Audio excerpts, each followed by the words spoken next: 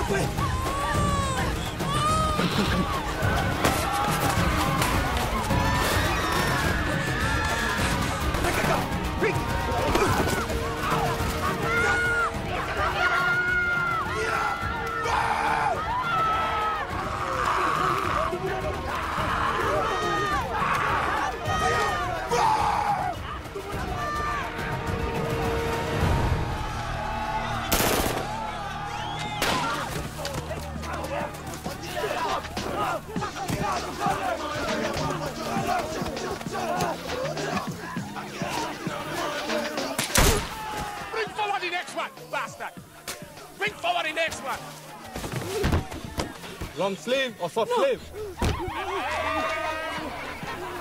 Young man, you must understand.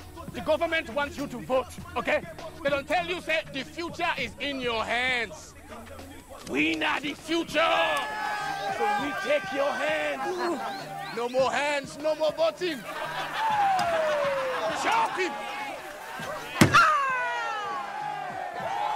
Spread the word. The Revolutionary United Front is coming.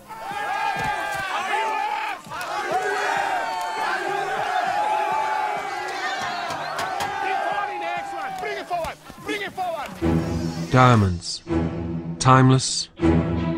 Beautiful. Symbols of love. They are the world's most precious and sought-after gems. In today's market, a stone like this is probably a $15 million diamond. But in Africa during the 1990s, these beautiful stones became blood diamonds, named not for their color, but for their cost in human conflict and suffering. Literally millions of people have lost their lives as a result of blood diamonds. They put us together and ordered our arms chopped off. Children were kidnapped and turned into killers. She staggered back and we entered the house. I took the woman's baby from the house. She later died and I felt so sorry for that baby. When the story broke, a global industry would come under fire. They feared that diamonds would become the new fur, that people would boycott diamonds. They were the most politically incorrect jewelry you could think of. This is the true story of blood diamonds.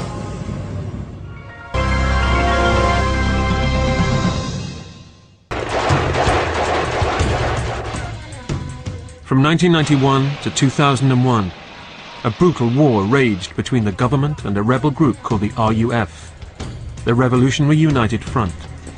A war funded in part by diamonds. They said they were fighting for democracy, but they fought against civilians.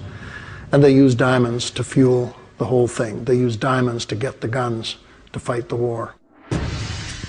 The country and its people still bear the scars of 10 years of diamond-fueled warfare. By the end of 1994, with much of Sierra Leone in chaos, the government hired a South African mercenary army called Executive Outcomes to restore order. The soldiers for hire were promised diamonds as pay. Executive Outcomes had an effective air power, which they used to their advantage in the diamond area. They had one big aim to clear those areas of rebels because their whole pay depended on that. In just 1 month, Executive Outcomes drove the RUF out of most of the diamond-rich East. The resulting peace brought elections in 1996, but the RUF refused to participate.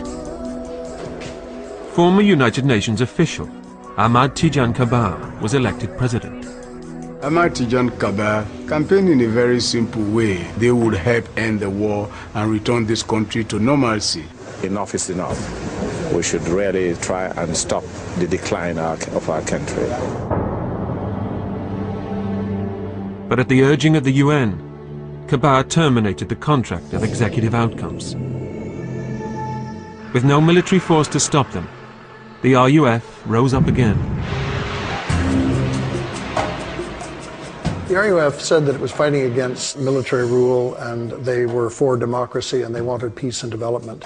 But when the military government left power and there was an elected government, they kept on fighting. And to punish those who voted for President Kabar, the RUF exacted horrific revenge on the people of Sierra Leone.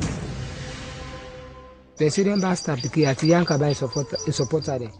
us Tijan Kabar supporters. They said, today would be the last day you meddle in politics.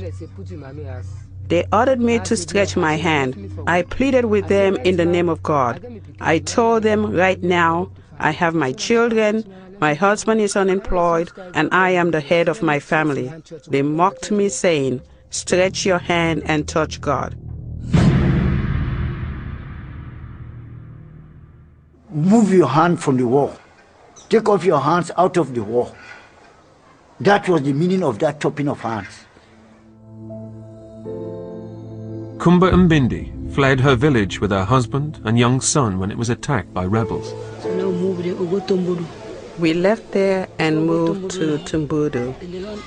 When we got there, they were still chasing us, so we stayed in the woods. At that time, I was 4 months pregnant. But the RUF caught up with them. Kumba's husband was dragged into the jungle, and 3 rebels accosted her.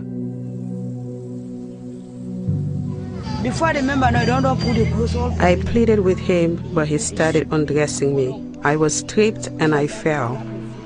I continued to plead that I was pregnant, but he responded by saying that wasn't his doing. He went into the farmhouse, came out with a stick.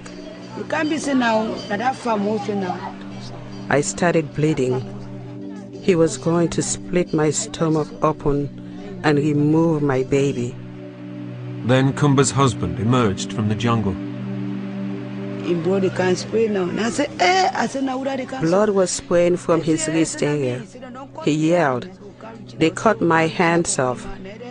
So I kept thinking, they cut my husband's hands off, they mutilated me. I asked him why they cut his hands off. He said they told him they did it because he voted for Tijan Kabar, that it was lesson, so they wouldn't do that anymore.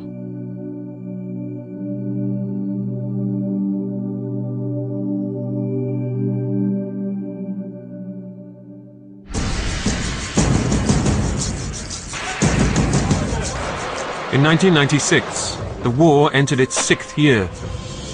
Illicit diamonds had helped sustain a conflict that might otherwise have ended quickly.